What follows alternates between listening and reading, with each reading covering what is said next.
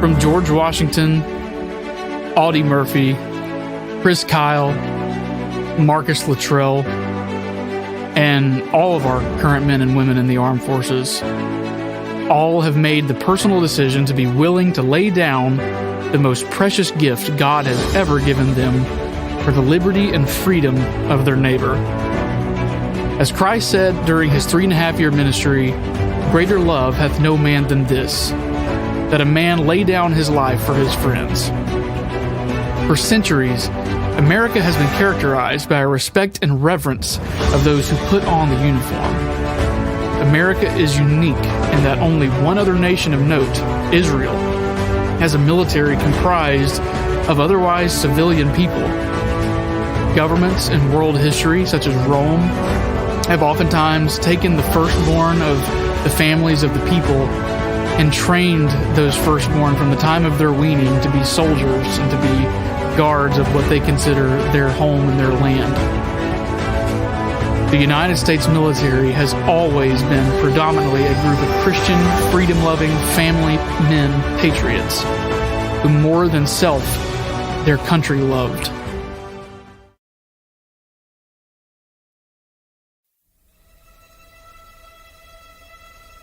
In 1812, a gentleman by the name of Francis Scott Key was taken as a political prisoner by the hands of the British government to be held on the deck of a ship just offshore near what is now Francis Scott Key Bridge in Baltimore.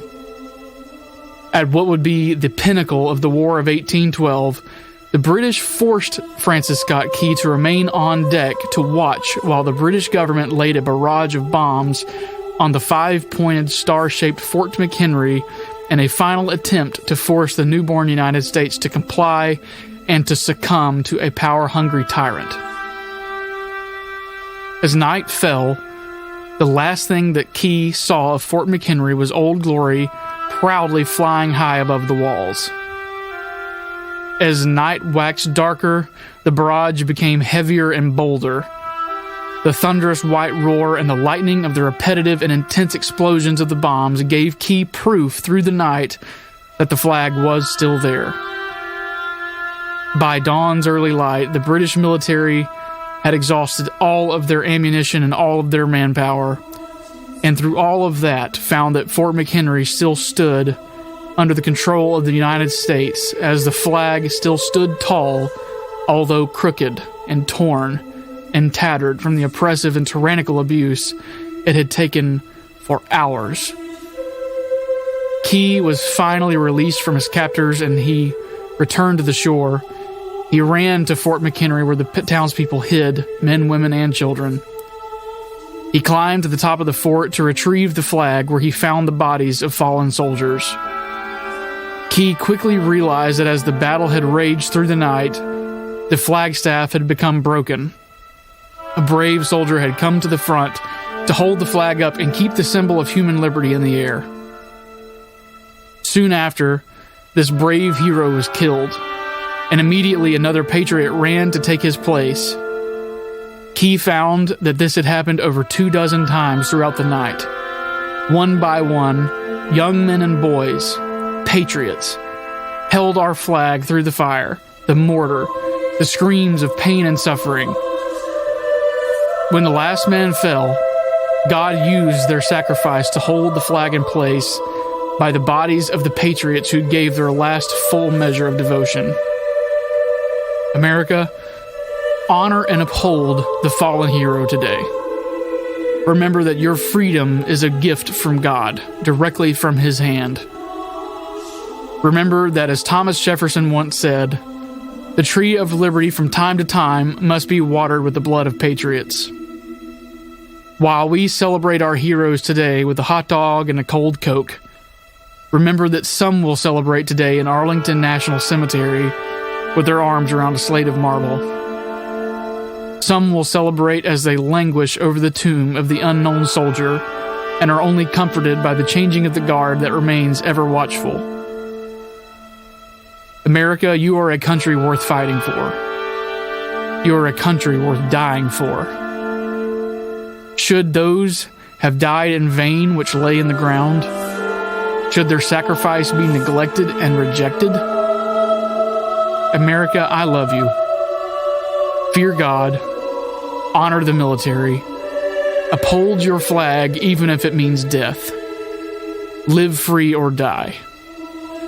Until next week, happy Memorial Day.